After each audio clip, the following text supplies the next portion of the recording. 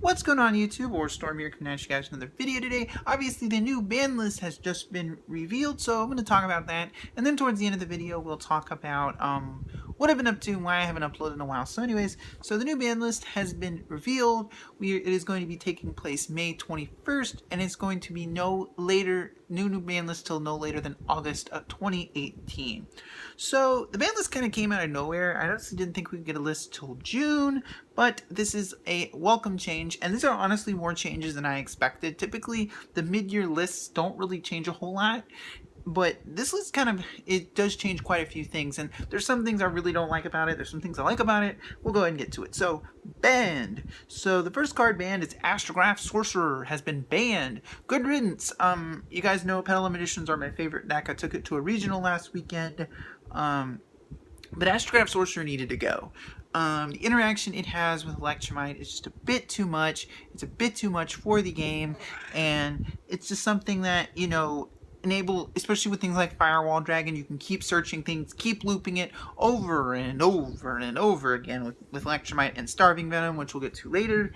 It's a bit too much, and especially because it constantly searches things out. If you're playing like the heavy Link build with Firewall, you can keep searching materials to summon with your Firewall. It's too much. So it being banned is good, actually, and Magicians are still very, very playable. Now, they did lose one of their best plus plays. They did lose their consistency to make rank 7s, but now you have a ton more breathing room to play other cards, especially with True Draco's gone. Now you have so much more deck space to actually play better cards, and that's the best thing about this list, is that as much as I love Petalum Editions, the current build has so little breathing room that now I have a lot more room of flexibility with the deck, and that's one of the things I'm really, really happy with this list. So next card banned is Masterpiece, finally getting axed. It makes sense. Masterpiece this is something Konami did with Danglong, where they're not going to probably reprint it in the Megatons, so they're banning it now, and that makes a whole lot of sense. True Dracos have been around for way too long. Masterpiece has always been the problem card. It's always been the thing that, like, you know, every his hat has what I call this "you must be this tall" card, where you have to get over this to be able to play the game. And that's one of the things with Masterpiece, is that it just encourages a super just not fun, grindy play style against the deck. And it makes a lot more sense to ban Masterpiece, because Diagram itself, without the things that are now on the list, including Lithosagam as well, now with these two cards on the ban list, Diagram is a perfectly fine card, because yes, it's powerful, yes, it pops and searches, but you don't have the super powerful generic limp cards to search with it. And as far as Astrograph and Masterpiece being banned, it makes a whole lot more sense than putting them to one, because we saw what happened with Masterpiece in the OCG, and Astrograph Sorcerer is still super powerful. The only thing putting it to one does is it basically means that you can't play Stargazer. It doesn't really change a whole lot. You can still use Electromite to put it in the extra deck. So the next card banned is Phyrexian Cluster Amaryllis. If you're unfamiliar with this card, it's a very, very old card. I wouldn't be surprised if you guys have never seen it before, but there is an FTK that's been running around the OCG with the new Aromage Link monster, and it basically it starts with like 1 to 2 cards, where you literally summon an Orphis Scorpio, and as long as you have 10 plants in grave, Amaryllis will keep summoning itself, and there'll be a Topple Object Bomber Dragon out, and you'll keep looping Amaryllis to burn your opponent 10 times per game. Really super dumb, really fairly consistent, because there's things like Curious that can put it in the grave. So good riddance. It probably means we're going to get, I've been saying this for a while, but much like with the Dandelion ban last list, we are going to get Jasmine sometime very, very soon. That's what this means. That's why it's being banned. Konami is taking preemptive measures, which with FTKs, I would rather them do this. Now, the next card banned, and this is the one that kind of perplexes me, is Scream King Starving Venom. Now, I understand why it's banned, because the interaction it has with Electromite is super powerful. It makes rank 8s for the deck super, super consistent, even without the FTK. But we all know that the Lyrilusk Fusion is going to have another card that is going to cause FTKs. The Independent Nightingale should have been on this list. There's no doubt about that. Now, Starving Venom to 1, but I understand why it's banned, because it basically means you can't do half the FTK, and it is a very good I always said when I first read the card, it's really weird in a good way. But at the same time, it's understandable if they ever want to release Odd Eyes Revolution Dragon as well. There's a really powerful interaction where you can discard Revolution Dragon and then copy its effect with Starving. It makes sense why it's banned. It's don't get me wrong, I'm a little salty about it, but it just doesn't really make sense, a whole lot of sense to me, to ban Starving Venom, but also ban the Lyrilless Fusion as well. But that being said, it does give, much like with Astrograph Sorcerer, it gives Magician players a lot more room to be flexible with their extra deck and creative with their deck building, which is a good thing. So the next ban card is Ancient Fairy Dragon has finally gotten the axe, much like the OCG. So Ancient Fairy Dragon, from my experience with the regional last weekend, is a super powerful card. It has always been an enabler of really stupid, consistent like loops and dumb things that it enables. And just the fact that it can pop field spells, search field spells, and extend combos by especially Monster of Hand is a little bit too much. And this kind of signals to me that by banning Ancient Fairy Dragon, there's a chance we could not see Terraforming on the ban list in the future. And this, on top of that, this makes Spirals a lot worse, because now you can play Dragon Ravine, but what do you go into? It's like there's no synchro out there, you know, whether it's even in the OCG with shooting Riser Dragon, which is a great card, but it doesn't, like, it's what I'm trying to say is that as good as Riser Dragon is, it's not Ancient Fairy Dragon. So there's just, it basically means Spirals have gotten hit because they're a lot less consistent now. It also means that decks that play as a Shudo engine are not as good. Dragon Ravine got a lot worse, but it's a card I'm sad to see go because I love it to pieces. But it's been due for a ban for a very long time, just because of the Divine Wind Mist Valley FTK that existed many years ago. So next card, and this one kind of surprised me, which is Rank Up Magic Argent Chaos Force has now been banned. I feel sorry for you Gimmick Puppet players, because now I don't really know how you're going to summon your exceeds your rank ups now. But anyways, Argent Chaos Force, there was a combo that Magician players came up with where you could use Beatrice, because Magicians very consistently can make rank 6s with Chronograph Sorcerer and Jackal King. So what you would do is you would make Beatrice, then send the rank up, and then overlay Gaia Dragon on top of it, which would allow you to add the rank up back, which basically made Utopic Zaxel super consistent.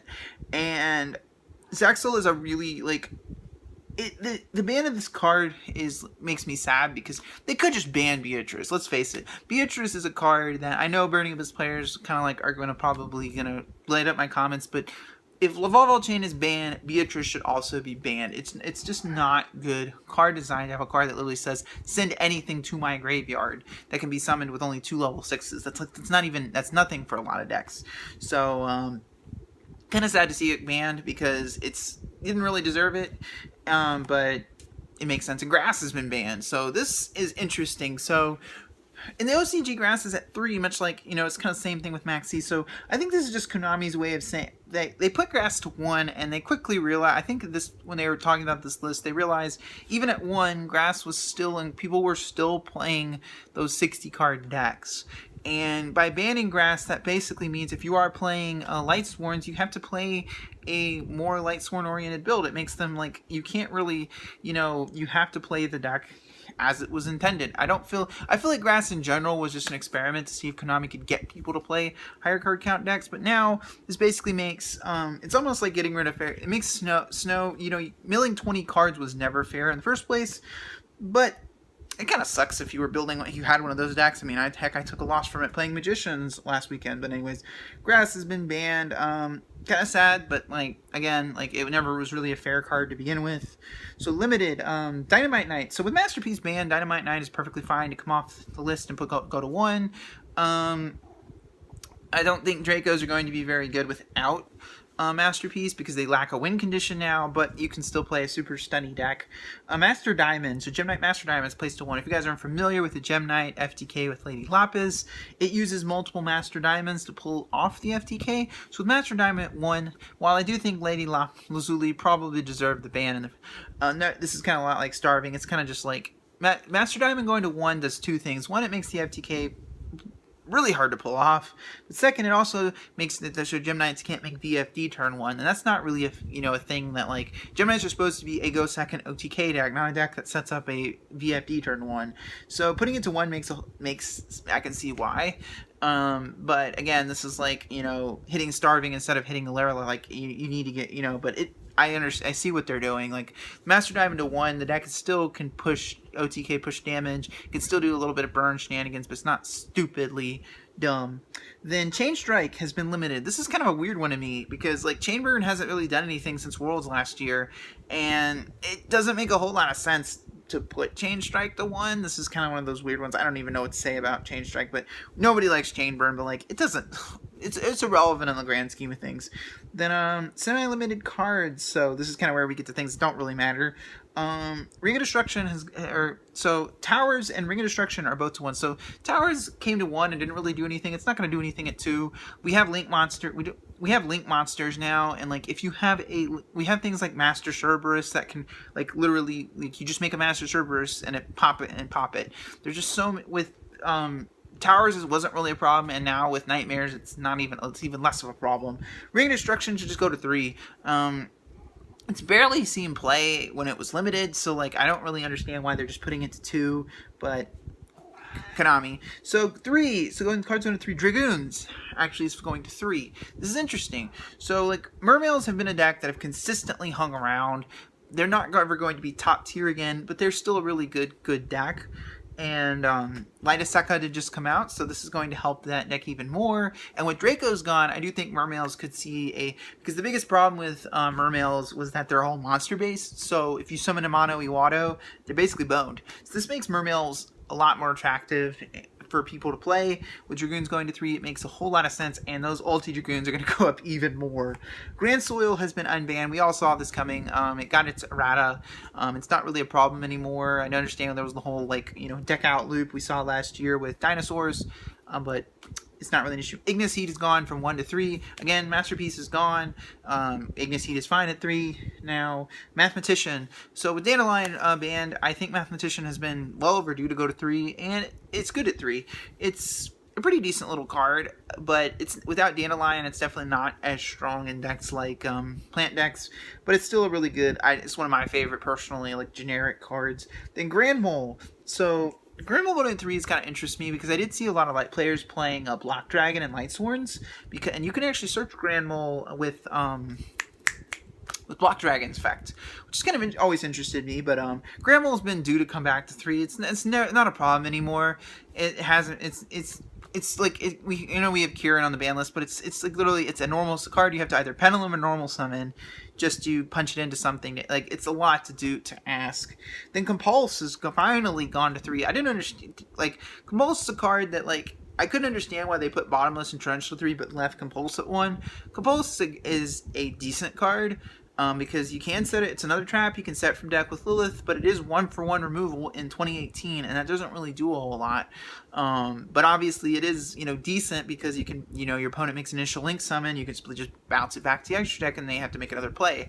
But nevertheless, it's probably not going to do anything. We have 3 Bottomless and Torrential too. So, but anyways, to summarize, so the ban list, I'm actually not. While I am a little salty about a few changes, I do think that these changes are most part are good. I would, a lot of people would have liked to see Ash Blossom on the list, but it is what it is, basically. So to summarize, I think this list is pretty good, but I feel like there's a couple cards they could have hit instead. They could have hit Lady Lazuli. They could have hit Nightingale, because we all know that Nightingale is going to be a problem with something else in the future, but nevertheless, it's a pretty good ban list. So anyways, what has Aura been up to? So now that we got the ban list discussion out of the way, I have actually got a new job, so I'll be starting my new job coming next week. So I was just kind of like, and the Houston Regional was last weekend, so I did take my Pendulum Editions, but I didn't do too well with the deck. I do think the deck is still very playable, but I was prepping for that. I was doing interviews for the new job, and I was also playing a lot of Monster Hunter Persona 5, so I've been away doing that.